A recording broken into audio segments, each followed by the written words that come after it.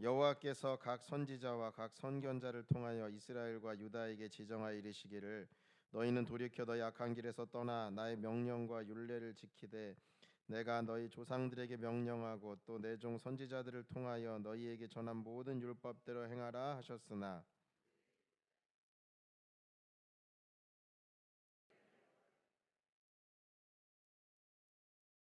여호와의 율례와 여호와께서 그들의 조상들과 더불어 세우신 언약과 경계하신 말씀을 버리고 허무한 것을 뒤따라 허망하며 또 여호와께서 명령하사 따르지 말라 하신 사방 이방 사람을 따라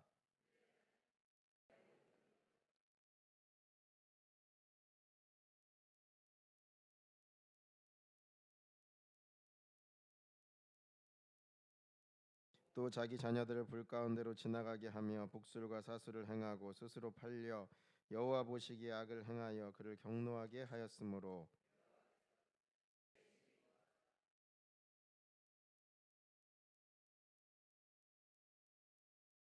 아멘. 자리에 앉으시겠습니다. 우리 옆에 성도님 바라보며 사랑합니다. 축복합니다. 우리 무더위에 힘내세요. 우리 한마디 더 하도록 하겠습니다.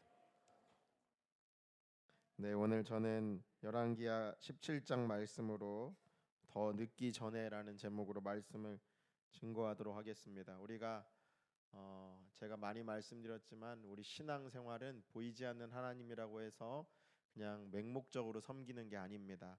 예전에 시크릿이라는 그 책이 2003년도인가 4년도에 기독교의 베스트셀러에 올랐던 적이 있는데 사실 그거는 기독교 책이 아닙니다. 힌두교적 영성을 담고 있는 책인데 그게 왜 기독교에 올랐냐고 하면 많은 사람들이 착각하는 게 하나님을 무슨 우주의 기운, 성령 하나님이 무슨 우주의 신비한 기운이라고 생각해요. 아닙니다. 우리 하나님은 인격적인 하나님이신 줄로 믿으시기를 바랍니다. 그렇기 때문에 인격적인 것은 무엇이냐?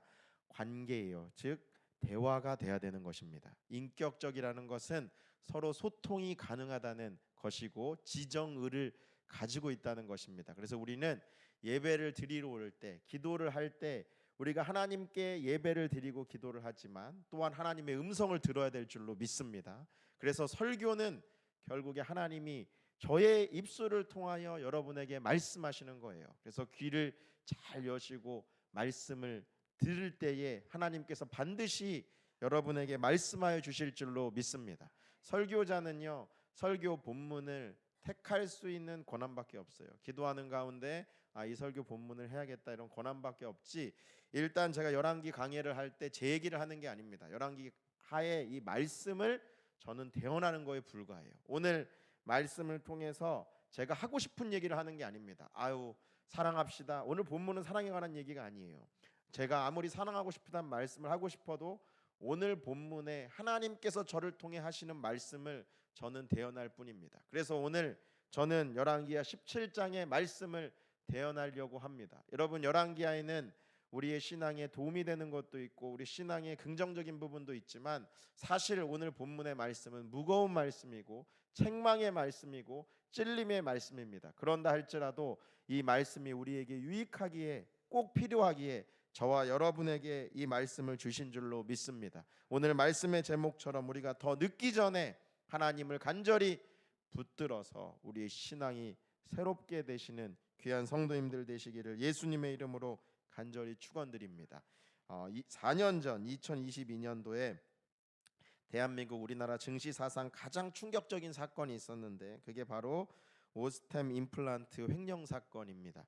저도 몰랐는데 이 오스템이라는 것은요 국내 치과 임플란트 시장의 1위를 차지하는 아주 큰 회사입니다. 그런데 이 회사에 대규모 횡령 사건이 있었습니다. 범인은 한 명, 회사의 재무팀장이었습니다. 이 사람이 회사의 돈을 횡령한 액수가 무려 2215억을 횡령했어요. 어마어마하죠. 한 명이 회사 돈 2215억을 횡령을 했고 이 금액이 어떤 금액이냐면 회사의 전체 지분을 넘어가는 돈을 횡령을 했어요. 그러면 궁금증이 생깁니다. 어떻게 한 명이 이렇게 큰 돈을 회사의 지분보다 큰 돈을 뺄 수 있었을까? 나중에 잡혀서 보았는데요. 어떤 식으로 했냐면요. 처음에 회사 돈 50억을 인출을 해서 조금 있다 바로 다시 넣었어요. 그리고 봤더니 회사에서 그걸 눈치를 채지 못하는 겁니다. 그래서 또 곧바로 50억을 출금을 했다가 조금 있다 다시 50억을 집어넣습니다. 그런데도 회사는 눈치채지 못했습니다.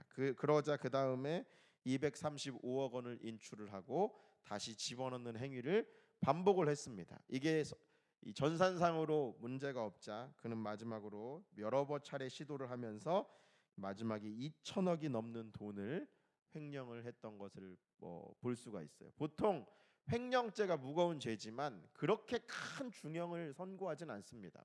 보통 10년 미만이에요. 그런데 법원에서 판단하기는 이 사람이 10년을 살고 2천억 원을 가지고 평생을 살면 이거 너무나 법으로 맞지 않지 않습니까? 그래서 이례적으로 징역 35년을 선고한 사례가 바로 2022년에 일어났던 오스템 임플란트 사건입니다. 저는 이 사건을 보면서 속담 하나가 떠올랐습니다. 바늘도둑이 소도둑 된다는 속담이 떠올랐어요. 물론 처음에 시작한 50억 원이 결코 바늘은 아닙니다. 그런데 그의 과정을 보면 처음에는 작은 액수로 시작했다가 나중에는 점점 대범해져서 큰 액수로 가는 것을 알 수가 있습니다. 여러분 이걸 보면서 우리가 알 수 있는 사실은 죄는 반드시 대범해지고 점점 크게 짓는 것을 볼 수가 있어요. 예화가 아니라도 경험하지 않습니까? 저도 초등학교 2학년 때 찬장에 동전을 그때는요 10,000원이 아주 큰 돈이었습니다. 10,000원이면 삼겹살이 3,000원인가 막 이랬을 거예요. 10,000원이면 진짜 큰 돈이었거든요. 집에 동전이 100원짜리가 100원으로 할 게 많았어요. 이게 쌓여 있었습니다. 그래서 학교 앞에 그 100원 놓고 이렇게 돌리는 거, 뭐 뽑기 이런 게 있었어요. 그래서 동전이 있길래 하나 꺼내고 다음에 하나만 꺼냈을까요? 2개 꺼내고 아무 일이 일어나지 않는 거예요. 그러다 나중에 1,000원짜리, 지갑에 5,000원짜리까지 꺼내다가 걸려서 엄청나게 많이 맞았던 기억이 있습니다. 여러분 저처럼 악한 분이 아니시라 여러분 다 선하신 분이라서 잘 모르시겠지만 혹시 저와 같은 경험을 가진 분이 계시다면 우리가 알잖아요. 100원을 훔치는 건 결코 100원으로 끝나지 않습니다. 그게 1,000원이 되고요, 5,000원이 돼요. 죄는 반드시 점점 지을수록 대범해지고 커지는 것이 죄의 원리입니다. 성경에 보면 아담과 하와에게 두 아들이 있었는데 가인과 아벨이고 가인과 아벨이 결국에 하나님께 예배를 드리다가 가인은 예배를 믿음으로 드리지 못해 하나님께서 가인의 제사를 연락하지 않자 가인이 어떻게 했습니까? 정상적이라면 아유 내가 예배를 믿음으로 드리지 못했구나 회개해야 되는데 자기는 보지 못하고 아벨을 시기하는 거예요. 이런 마음을 가졌으니 예배가 제대로 됐겠습니까? 그러니까 가인이 그런 마음으로 결국에 아벨을 돌로 쳐 죽이는 그런 인류 최초의 살인을 저지르게 됩니다. 그런데 여러분 그 성경을 자세히 보면 가인이 처음부터 동생을 돌로 쳐 죽인 게 아니에요. 처음에는요 죄가 마음에 분으로 들어와요. 분이 가득했다 그랬어요. 그리고 나서 어떤 현상이 있냐면 낯빛이 바뀌기 시작합니다. 그때 하나님께서 뭐라고 말씀하시면 죄가 너를 원하나 죄가 너를 지배하려고 하나 너는 죄를 다스려라 얘기하고 말씀하세요. 왜 그렇습니까? 분은요 분으로 끝나지 않기 때문에 그래요. 분을 허용하면 낯빛이 변하고 낯빛이 허용되면 나중에 동생을 죽이기 때문에 그렇습니다. 죄는 결코 그 자리에 있는 것이 아니라 점점 커집니다. 그런데 여러분 우리가 죄를 지으면서 죄가 점점 커지는 이유가 무엇일까요? 그 과정을 살펴보면 가장 중요한 이유는 죄를 짓는 과정 가운데서도 아무런 일이 일어나지 않기 때문에 그래요.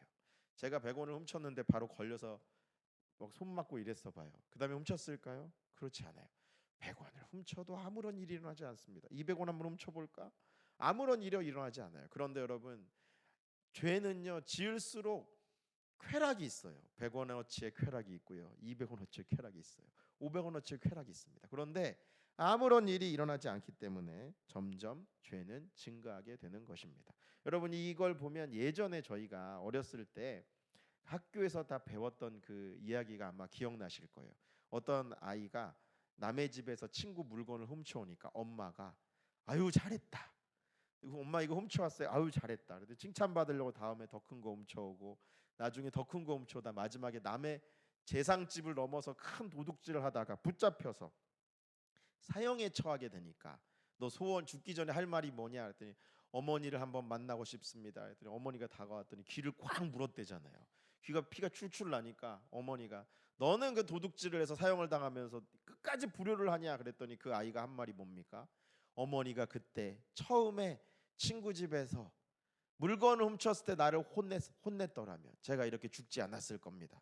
이런 거를 우리가 초등학교 때 다 들어보셨을 겁니다. 여러분 이 사람이 왜 나중에 대궐집까지 넘어 대감집을 넘어 물건을 훔치다 죽었습니까? 처음에 훈계가 있었더라면, 작은 죄를 지었을 때 책망을 받고 심판이 있었더라면 그는 도둑이 되지 않았을 겁니다. 여러분 이런 일들이 과거의 이야기가 아니라 우리의 삶에 비일비재하게 일어납니다. 요즘 뉴스를 보면 마음이 답답하고 나라가 움직이는 것을 보면 많이 좀 어렵죠. 이 나라가 건실하게 경영이 돼야 될 텐데 부동산은 들쭉날쭉. 성남이요 제일 많이 뛰고 있어요. 그런 것을 지금 우리 성도님이 피부로 느끼시고 뿐만 아니라 저도 뭐 주식을 해본 적도 없고 관심도 없지만 요즘 뉴스를 보면 뭐 그런 게 있어요. 8억 주식 했는데 2억이 남았어요. 뭐 주식이 지금 막 요동을 치고 있지 않습니까? 어느새 우리나라가 건전한 게 아니라 이게 투기판이 되어 버렸어요.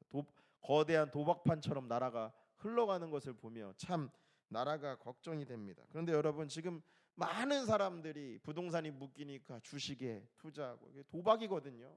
도박하고 근데 여러분 보십시오. 도박도 그렇고요. 주식도 그렇고요. 하면 어떻게 됩니까?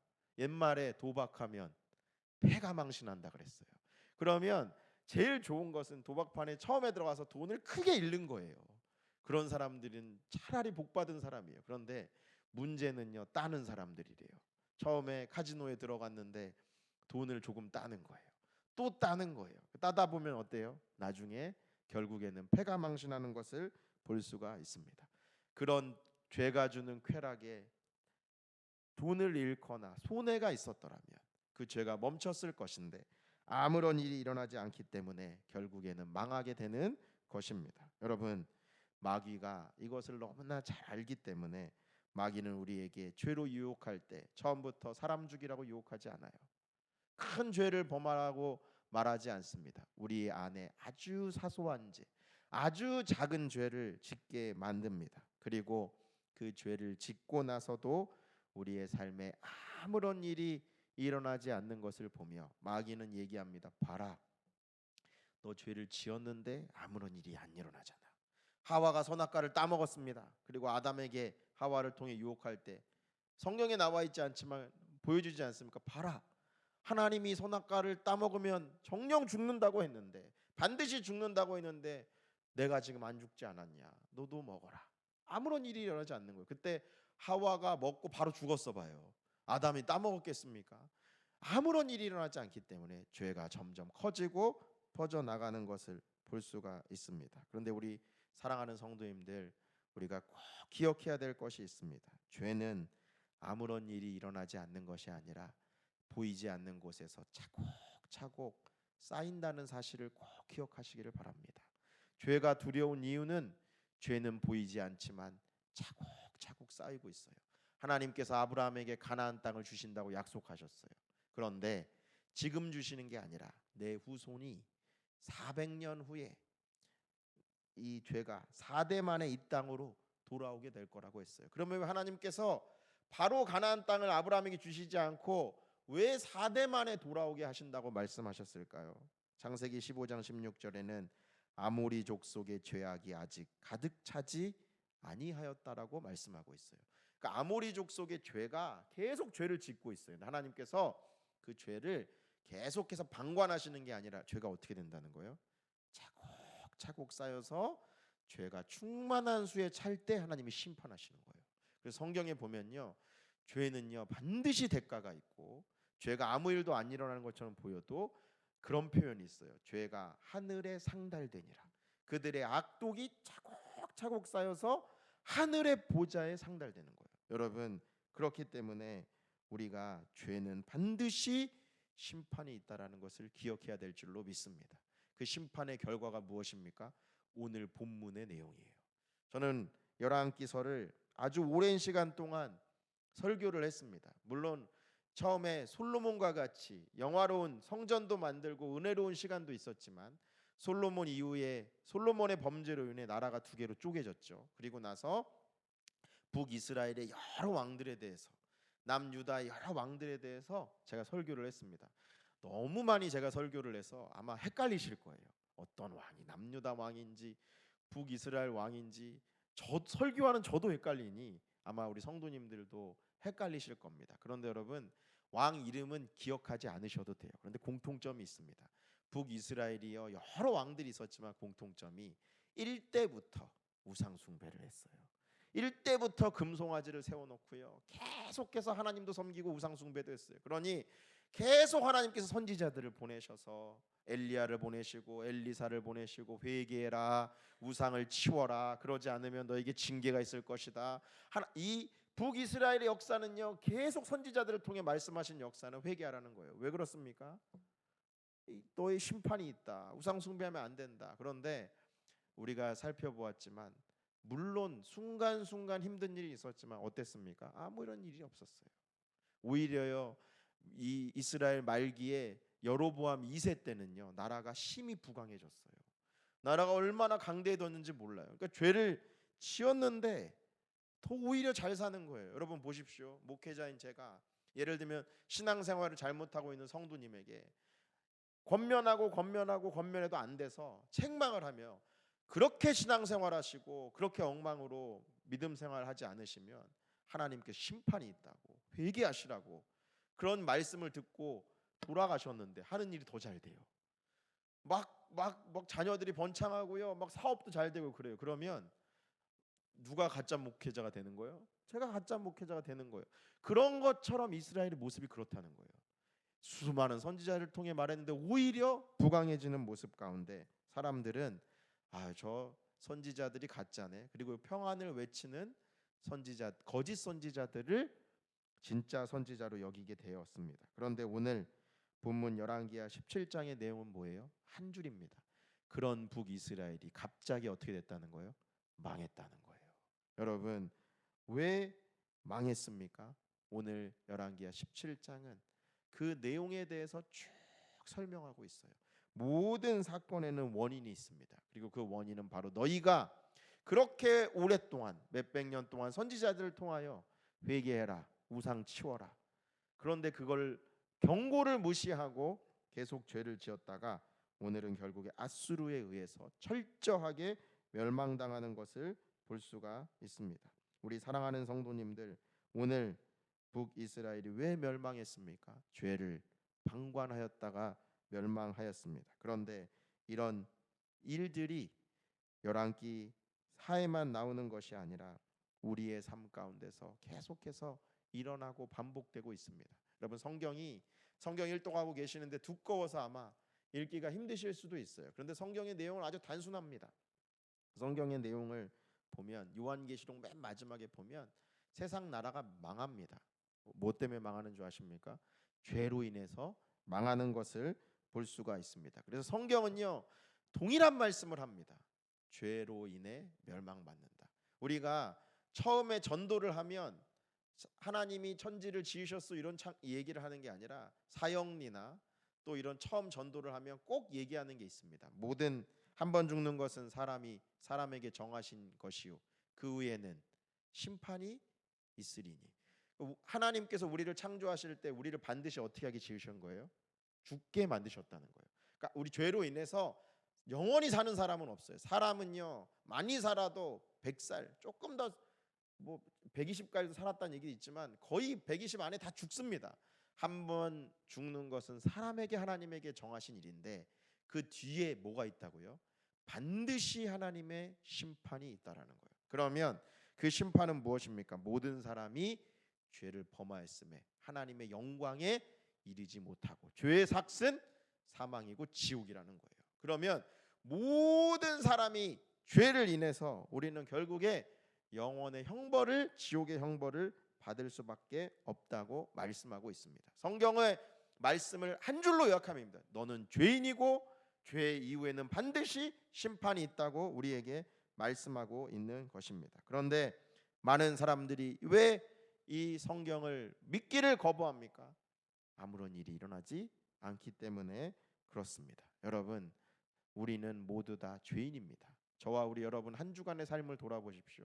우리가 살아온 환경은 다 다릅니다. 학생은 공부하였을 것이고, 또 주부는 집에서 가정일 하셨을 것이고, 일하시는 분들도 계시고, 각자 삶의 모습과 환경은 다 다르시지만 우리가 한 주간 살면서 공통적으로 행한 것이 있습니다. 그것은 바로 죄를 지으며 살았습니다. 이번 평생도 아니고 한 주간 동안 죄를 안 지으신 성도님들 계십니까?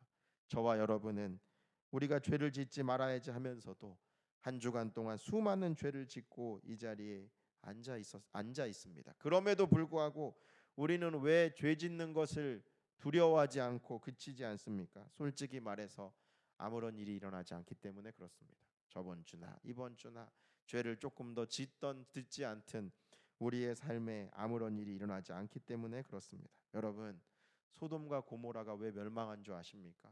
성경의 멸망의 대명사인 소돔과 고모라가 죄 때문에 멸망했는데, 엄밀히 말하면 죄 때문에만 멸망한 게 아니라 죄를 수없이 지었지만 아무런 일이 일어나지 않았기 때문에 멸망한 것입니다.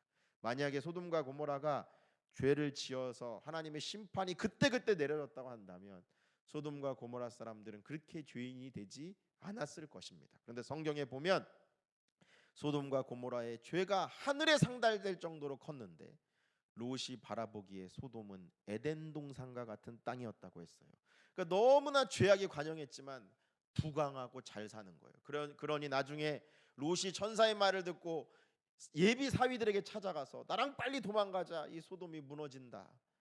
평상시에 아무런 일이 계속 일어났다고 한다면 그들이 정신을 차리고 도망갔겠죠. 그런데 사위들이 농담으로 여겼다고 성경에 말씀하는 이유는 너무 부강한 거예요. 너무 평안한 거예요. 그러니 현실적으로 와닿지 않는 것입니다. 저는 이것을 보면서 이것이 우리의 모습과 같다고 생각합니다. 많은 사람들에게 예수님 믿으라고 합니다. 예수님 믿어야, 안 그러면 죄를 지으면 지옥 간다. 그런데 많은 사람들이 내가 지옥 가겠다, 죄를 두려워하지 않습니다. 왜 그렇습니까?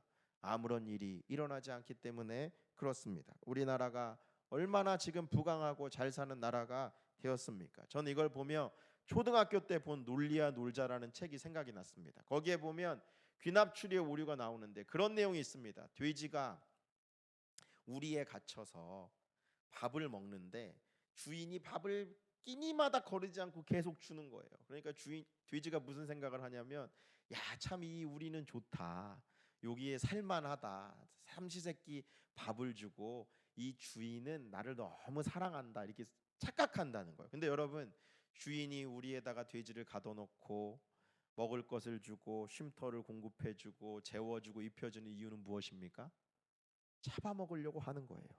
근데 돼지가 그것을 경험적으로 아무런 일이 일어나지 못하니까 착각하고 있는 거예요. 여러분, 마귀가요, 우리에게 평안을 주고 우리에게 때로는 힘을 주고 물질을 통해서 즐거움도 주고 죄의 쾌락도 주고요. 그래서 많은 사람들이 마귀가 좋다, 세상이 좋다 이렇게 생각합니다. 그런데 여러분, 마귀가 우리에게 이런 걸 주는 이유는 왜 그렇습니까? 잡아먹으려고 그러는 거예요. 우리를 멸망시키려고 그러는 거예요. 세상을 따라가지 말라고 하는 이유가 무엇입니까? 멸망받기 때문에 그렇습니다. 그런데 아무런 일이 일어나지 않기 때문에 많은 사람들은 그것을 이해하지 못하는 거예요. 여러분, 그런데 실제적으로 아무런 일이 일어나지 않습니까? 저번 주에 일본 구마모토에 7.1의 지진이 일어났습니다. 정말 많이 흔들려서, 그리고 또 거기 살고 있는 사람들이 또 앞으로 여진이 있을까봐 걱정을 많이 하죠. 그리고 일본은 지금 난카이 대지진이 올 거에 대한 걱정도 큰 나라가 사실입니다. 그런데 저도 보니까요, 일본이 지진이 많이 일어난 이유가 무엇이냐면 세계에 여러 가지 지각의 판들이 있는데 판의 경계선에 일본이 위치해 있기 때문에 그래요. 이번에 일어났던 구마모토도요, 이 유라시아판하고요 필리핀판이 보이진 않지만 땅 속에서 충돌을 하면 지진이 일어납니다. 그래서 우리가 생각하기에 이 두 판이 막 이렇게 있다가 한번 빵 부딪히면 지진이 크게 나고 이렇게 생각하는데 그렇지 않습니다. 보면요, 필리핀판이요, 유라시아판으로 1년에 3cm 정도씩 들어간대요. 근데 여러분 1년에 3cm 들어가면 티가 납니까 안 납니까? 아무런 티 안 나요. 2년 되면 6cm, 3년 되면 9cm. 계속 들어가다가 어느 순간 이게 에너지가요 축적이 되면 어때요? 우리도 볼펜을 계속 구부리면 나중에 볼펜이 부드럽게 휘는 게 아니라 부러지듯이 이 판이 부딪히면서 큰 지진이 나는 것입니다. 여러분, 그런데 외관상으로 보면 티가 안 나요. 3cm가 들어가든 6cm가 들어가든 티가 안 나요. 그런데 여러분, 그게 티가 안 내는 게 아니라 언젠가는 터지게 되어 있습니다. 지금 수많은 사람들이요, 갑자기 큰 죄를 짓고 갑자기 지옥 간다고 생각해요. 그렇지 않습니다. 여러분, 우리의 삶 가운데서 우리가 지옥으로 1년에 3cm씩 들어가고 있는 거예요. 그런데 외형적으로 봤을 때는 보이지 않으니까 괜찮은 거예요. 아, 올해도 아무 이상 없네. 그러면서 위에 막 먹고 살기 바쁜 거예요. 내 영혼은 지옥으로 3cm, 5cm씩 지금도 계속해서 죄를 지면 들어가고 있는데 우리의 삶의 모습이 계속해서 이 참 세상이 살기 좋다. 참 우리 마귀 주인은 좋은 주인이다. 나에게 행복과 평안을 준다. 그런데 여러분, 마귀가 이것을 우리를 속이고 있는 거예요. 성경은 뭐라고 말합니까? 빨리 그 우리에서 나오라는 거예요. 왜요? 언젠간 너가 심판받고 잡아먹히기 때문에 그렇습니다. 그러면 이 사람들이, 이 아무런 일이 일어나지 않는 사람들이 땅 속에서는 점점 지옥으로 들어가고 있는데 위에서 하고 있는 행동은 뭡니까? 그게 바로 열왕기하 17장의 내용인데 그 내용은 바로 한마디로 요약하면 혼합주의입니다. 하나님도 섬기고 세상도 섬기는 거예요. 우리가 생각하기에 북이스라엘 사람들이 하나님을 버리고 우상만 섬겨서 멸망했다고 생각합니다. 여러분, 그렇지 않아요.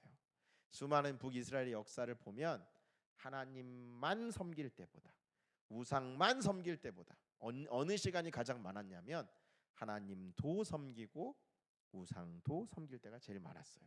오늘 이 북이스라엘이 멸망하고 나서 아수르에 의해서 수많은 민족들이 유입돼요. 그러니까 자기 나라 사람, 이방 사람들이 사마리아에 와서 섞여 살면서 자기 신들을 가지고 막 섬기면서 살아가니까 우리가 읽진 않았지만 하나님께서 사자를 보내어서 몇 사람을 막 물어 죽입니다. 그랬더니 그 이방 사람들이 이곳의 신이 여호와라는 신이 노하셨다 이래서 제사장을 불러가지고 이 신에 맞는 법도를 배우자.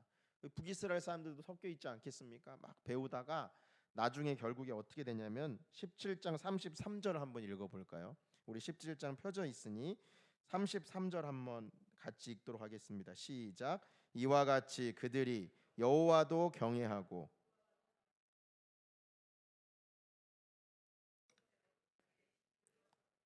아멘. 오늘 본문에 보면 뭐가 걸리냐면 여호와도 경외하고예요.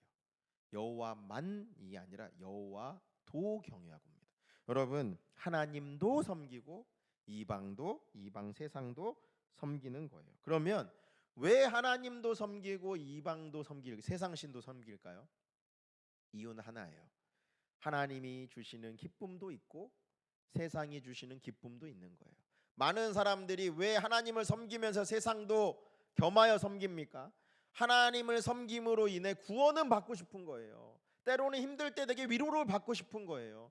또 교회 안에서 이런 기쁨도 있는 거예요. 하나님이 주시는 이 신앙생활의 기쁨도 경험하고 싶고 세상에 나가서 세상이 주는 쾌락과 세상이 주는 즐거움과 죄가 주는 이런 쾌락도 경험하고 싶은 거예요. 그래서 두 가지 다 놓치기 싫어서 하나님도 섬기고 세상도 섬기는 겁니다. 우리도 마찬가지잖아요. 그런 모습이 있는 것은 결국에 지조가 없어서 그런 게 아니라 두 개 다 주는 쾌락이 있어요. 여러분, 밖에 나가셔서 식사를 하고 나셔서 아유 오랜만에 카페 가서 같이 이야기 좀 하자 이러면서 커피도 마시고 싶고 디저트도 먹고 싶어서 커피도 시키고 디저트도 시키는 그런 개념이 아니에요. 여러분, 커피와 디저트는 동시에 먹을 수 있는 기쁨이 있지만 세상의 모든 것들은 A도 취하고 B도 취할 수 있는 것들이 아니에요. 치킨이 밤에 너무 많이 먹고 싶다. 치킨도 먹고 매일매일 밤마다 치킨을 먹으면서 건강이 주는 기쁨도 경험할 수 있을까요? 아니라니까요. 그건 하나 포기해야 됩니다. 학생이 게임을 하면서 느끼는 기쁨도 경험하면서 공부도 잘할 수 있을까요? 아니에요. 게임을 하든지 공부를 하든지 둘 중에 하나 포기해야 됩니다. 올림픽 선수가 금메달을 따기 위해서 막 그 금메달이 주는 기쁨도 경험하면서 운동은 하기 싫어가지고 누워서 이게 편안하게 쉬며 맛있는 거 먹고 그냥 대굴대굴 굴르는 그런 기쁨도 같이 누릴 수 있을까요? 아니에요. 금메달을 따려면요, 그 기쁨, 편안한 기쁨을 포기해야 되는 것입니다. 그런데 많은 사람들이 그 두 가지 기쁨을 취할 수 있다고 생각해요.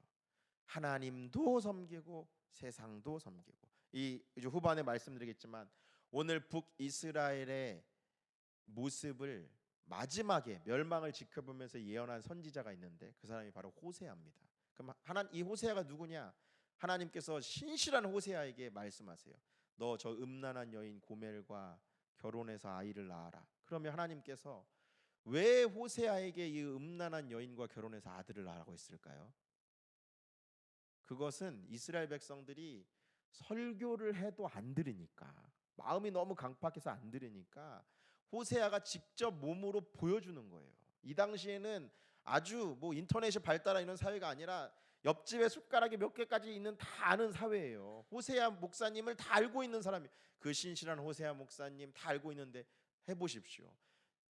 조금 좋은 소문은요 잘 안 나요. 근데 나쁜 소문은요 기가 막히게 퍼집니다. 글쎄 호세아 목사님이 그 부정한 여인하고 결혼을 했대. 그 고멜 그 여기 술집 다니는 여인 아니야? 막 이러면서 소문이 쫙 났을 거 아닙니까?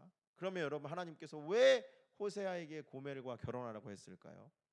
누가? 이스라엘 백성들이 남편인 하나님도 섬기면서 누구도 섬기는 거예요? 우상도 섬기고 있는 것을 보여주는 거예요. 그래서 이 고멜이 누구라는 거예요? 북이스라엘이라는 거예요. 그럼 이 말씀을 통해 우리가 알 수 있는 건 뭡니까? 하나님과 세상을 겸하여 섬길 수 없는 이유는 하나님과 우리가 부부관계이기 때문에 그렇습니다. 여러분, 부부관계는 그냥 케이크도 먹고 커피도 먹고 이런 게 아니에요. 처음에 결혼해서 서약을 할 때 무슨 서약을 합니까? 이 아내도 사랑하고 저 사람도 사랑하겠습니까? 이렇게 안 하잖아요. 누구만 사랑해요? 도가 아니라 만입니다. 내가 기쁠 때나 슬플 때나 누구만요? 이 배우자만을 사랑하겠습니다. 이 배우자를 사랑한다는 것은 바꿔 말하면 다른 것들은 포기한다는 거예요. 여러분, 우리가 때로는 뭔가를 하면 포기해야 되는 것들이 있습니다. 자녀를 사랑하려면 수많은 것들을 포기해야 됩니다. 여러분, 자녀를 낳고 사랑한다는 건 내가 잠자는 것을 포기해야 되고, 때로는 내가 먹는 것도 포기해서 자녀를 입혀나가는 거잖아요.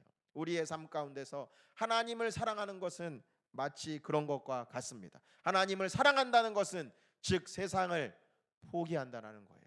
그런데 요즘에 얼마나 불륜을 저지르는 사람들이 많이 있습니까? 그런데 제가 그런 것들을 보면요, 상당수의 많은 사람들이 불륜을 저지르면서 가정은 또 유지하고 싶어 해요.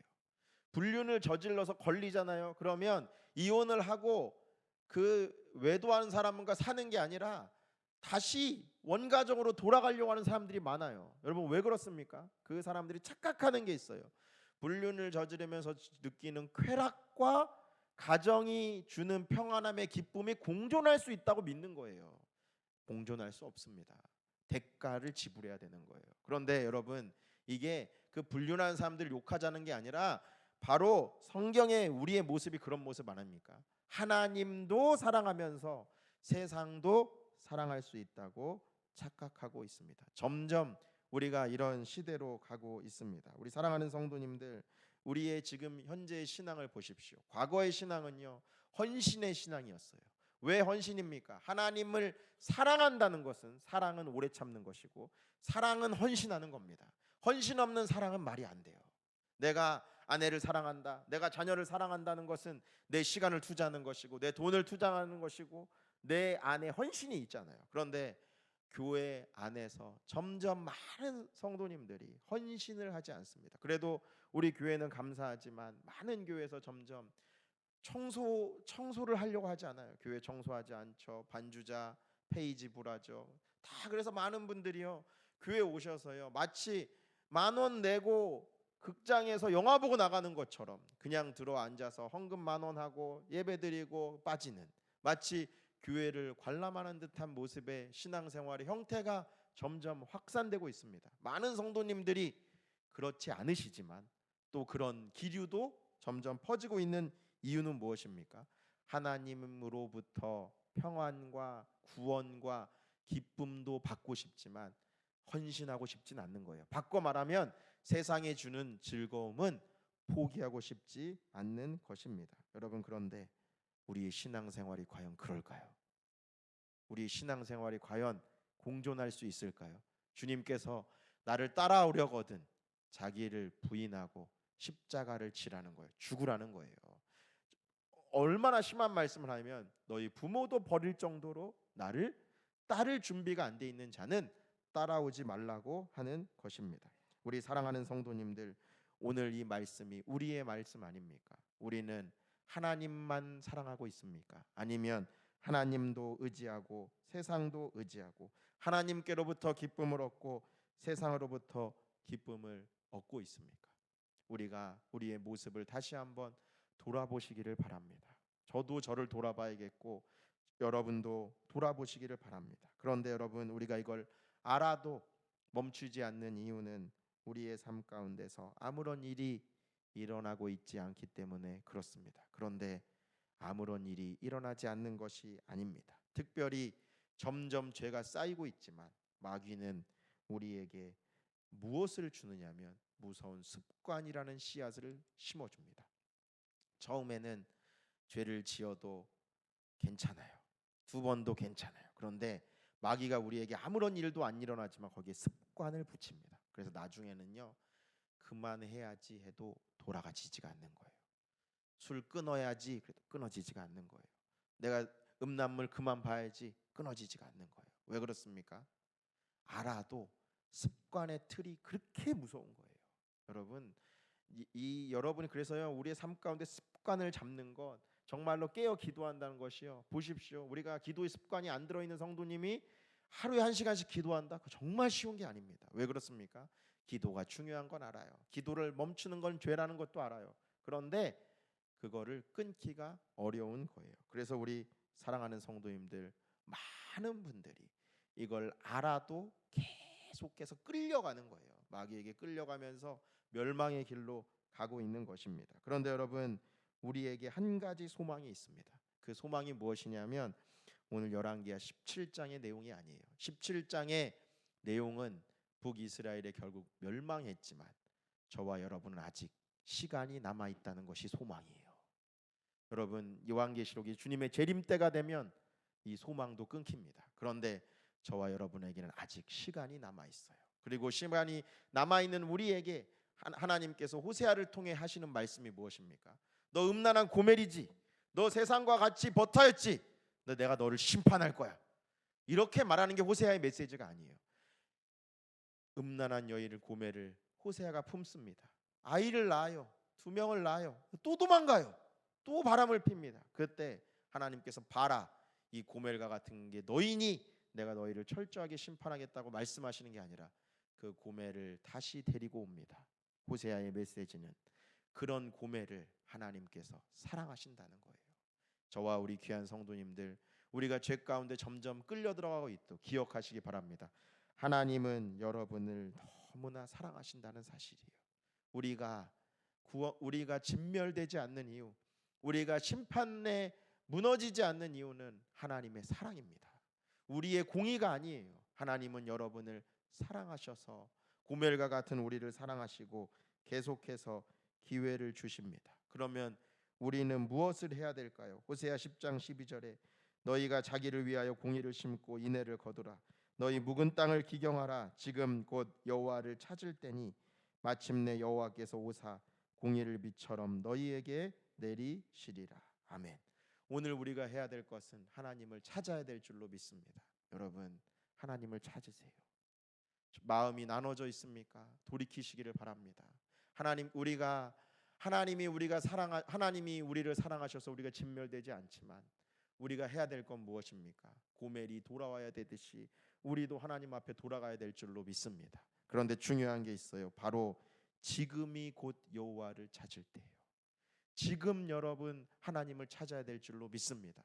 오늘 회개하고, 오늘 혹시 내가 하나님보다 세상에 더 관심이 많고 하나님보다 더 세상에 빠져 있다면 돌이키시기를 바랍니다. 도저 목사님은 이런 얘기를 했습니다. 너가 사랑하는 무엇을 사랑하는지를 보면 너의 취미를 보면 된다. 너의 취미를 보고 그 취미, 너가 지금 즐거워하는 것이 사랑하는 것이다. 그리고 그 취미가 다른 사람에게 보여지는 취미는 괜찮다. 그런데 다른 사람에게 보여줄 수 없는 취미는 문제가 있는 거예요. 그렇지 않습니까? 내가 혼자 하는 취미, 저는 이런 취미가 있어요. 다른 사람에게 말할 수 있는 건 괜찮아요. 그런데 남에게 말할 수 없는 취미, 그런 거는요, 그건 하나님 보시기에도 옳지 못한 거예요. 여러분, 그런 것, 우리 안에 찔리는 것들이 다 있지 않습니까? 그러면 그걸 붙잡고 가는 것이 아니라 끊어내시기를 바랍니다. 왜요? 그걸로 인해 우리가 멸망받기 때문에 그렇습니다. 하나님은 오늘 우리에게 말씀합니다. 지금 곧 여호와를 찾아라.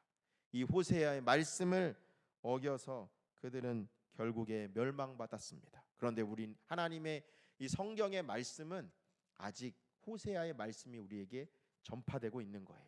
이제 계시록이 되면 열왕기사 17장의 내용이 우리에게 이루어질 것입니다. 저와 말씀을 마치도록 하겠습니다. 저와 여러분이 오늘 회개하고 하나님을 찾으시기를 간절히 축복드립니다. 여러분, 우리가 추수감사 맥주감사절 때도 그렇고 우리가 감사에 대해 생각해보고 여러 가지 보면 참 그런 것 같아요. 우리의 삶 가운데 우리가 신앙생활을 하면서 참 많은 것들을 누리지만 하나님이 주신 것이 훨씬 크지 내 힘으로 누리는 것들이 별로 없는 것 같아요. 실제적으로 보면요, 건강도 사실 하나님이 주셔야 누리는 거지, 다 보면요 하나님께서 주시는 것들이 커요. 그런데 신실하게 신앙생활을 한다고 해서 꼭 하나님께서 다 주시는 건 아니더라고요. 막 신실하게 살고 믿음대로 살면 하나님 다 주시는 게 아니라 어떤 사람은 신실해도요 하나님이 건강을 안 주시는 경우가 있고, 어떤 사람은 신실해도요 수명을 짧게 하시는 경우가 있고요. 다 하나님이 그러시더라고요. 제가 일부 때도 말씀드렸지만 정말로 청교도 가운데 그 로버트 맥체인 목사님, 우리에게는 별로 루터나 웨슬리나 이런 분들은 알려져 있지만 로버트 맥체인 목사님은 잘 안 알려져 있습니다. 그런데 로버트 맥체인 목사님은 목사님 중에 목사님이에요. 그분이 설교를 하면 설교하기 전에 성도님들이 울기 시작했다는 기록이 있어요. 강단에 서기만 하면 회개의 눈물이 터졌어요. 얼마나 성령의 능력이 강력한지. 그 로버트 목체인 목사님이 30대 초반에 돌아가셨습니다. 그러니까 아무리 신실해도 참 안타깝죠. 그런 분이 60대, 70대까지 사셨다면 얼마나 더 큰 많은 주의 일을 하였을까. 그런데 그 목사님에게도 하나님이 수명을 다 주지는 않으셨어요. 우리에게 지금 누리고 있는 것들 감사할 것밖에 없습니다. 여러분, 오늘의 이 생명 내가 신앙생활 잘해서 받은 게 아니에요. 하나님께서 때로는 주시기도 하시고 걷어가시기도 하시니 우리 주님만 영광 받을지어다. 근데 우리가요 신앙생활하면서 마치 내가 다 있을 거라고 생각해요. 오늘 내가 세상과 버타여 사는데 아직은 아무런 일이 안 일어나니까 2년 뒤에 좀 이것만 끝나고 신앙생활 열심히 해야지. 내가 이거 아이들만 좀 키워나고, 지금 아이가 고3이니까 고3만 애들에게 투자하고 이제 20살 되면 그때 내가 좀 신앙생활 해야지. 아직 내가 요 일이 조금 남았으니까 이거 끝나고 나서 이제 신앙생활 열심히 해야지. 여러분, 과연 그렇게 됩니까? 우리의 착각이 우리의 미래도 어제와 같을 거라고 착각해요. 제가 많이 해요. 제가 30대, 20대 때는요 30대 때 머리가 많이 있을 줄 알았어요. 근데 30대 되니까 머리가 없어지기 시작하더라고요. 여러분, 건강도 마찬가지입니다. 지금 내 건강이 있잖아요. 내가 50대 때 열심히 목회해야지, 60대 때 목회해야지. 여러분, 그거는요 모르는 거예요. 우리 특별히 어리신 성도님들 공감하시잖아요. 젊으셨을 때 그런 생각 해보셨잖아요. 내가 후회 해야지. 근데 지금 기도하고 싶으셔도 몸이 아프셔서 못 나오는 경우가 많고, 기도하고 싶으셔도 막 몸이 안 따라줘서 예배 나오기 어려운 성도님들이 우리 교회 안에도 많이 계십니다. 목사님 교회 오고 싶은데 몸이 아파서 지금 금요일 날 못 나와서 속상해요. 여러분, 근데 이게 우리의 모습이 될 수 있는 거예요. 우리의 미래는 내가 결정하는 게 아닙니다. 제가 이번 주에 이 공사를 하면서 원로 목사님이 매일 나오셔가지고 같이 이야기도 나누고 공사도 하고 같이 상의도 하고 이렇게 했는데 저번 주인가 만나서 이야기하면서 우연히 옛날 교회 농골 교회 얘기하다가 우리 이봉림 권사님도 계시고 뭐 신정욱 권사님도 계시고 그러지만 예전에 이제 정성채 장로님 가정이 저희 교회에서 오랫동안 충성하셨거든요. 정명서 집사님부터 형섭 집사님, 성섭 집사님 그래서 참 충성하셨는데 정성섭 집사님이 제가 주일학교 때 교사 선생님이었어요. 같이 막 성극도 하고 군대 가면 제가 편지 쓰고 막 이런 추억이 있습니다. 아주 성실하시게 신앙생활 잘하셨어요. 53세입니다. 이틀 전에 돌아가셨어요. 전화 연락이 왔는데 췌장암으로 고생하시다가 이틀 전에 돌아가셨다고 오늘 아마 아침에 발인하신다고 얘기를 들었는데 그걸 보면서 제가 참 마음이 여러 생각이 많이 들더라고요. 여러분 신앙생활 열심히 하고 신실히 한다고 해도 우리의 생명이 영원한 거 아닙니다. 내가 80 정도 90살에 열심히 왜 우리가 우리의 미래를 정해놓고 이때 신앙생활을 해야지 그걸 정합니까? 오늘 일을 내일 일을 우리는 알 수 없는 존재예요. 그러면 우리가 해야 될 건 뭐예요? 오늘이 바로 구원받을 만한 때고 오늘 우리가 은혜 받을 때라는 사실을 기억하셔야 돼요. 여러분 오늘 회개 안 하잖아요. 내일도 해도 회개 안 해요. 오늘 우리가 변화되지 않잖아요. 내일도 변화되지 않습니다. 우리 학생들이 착각하는 게 이제 고등학생들도 있는데 40대면 철들고 50대면 철들 거라고 생각해요. 그렇습니까? 40대, 50대, 60대 마음은 우리 청춘이잖아요. 그죠? 갑자기 철이 드는 게 아니라니까요. 그때 그 모습대로 그냥 자라나는 것에 불과합니다. 물론 환난과 풍파로 인해 경륜과 그런 것들은 쌓이겠죠. 그런데 여러분 갑자기 사람이 바뀌는 것이 아니에요. 오늘 우리가 세상을 끊어내지 못하면 그것으로 인해 우리는 이스라엘 백성들처럼 울면서 정말로 애통해야 할 날이 이르게 됩니다. 그런데 이 평안할 때에 눈물로 씨를 뿌리며 회개하는 자는 반대로 남들이 다 울 때 기쁨으로 단을 거두게 될 줄로 믿습니다. 저와 우리 귀한 성도님들이 이건 우리의 신앙이에요. 여러분의 영혼은 여러분이 담당하셔야 돼요. 저와 여러분이 오늘 말씀을 통해 다시 한번 더 늦기 전에 하나님만을 붙드시는 성도님들 되시기를 예수님의 이름으로 간절히 축원드립니다.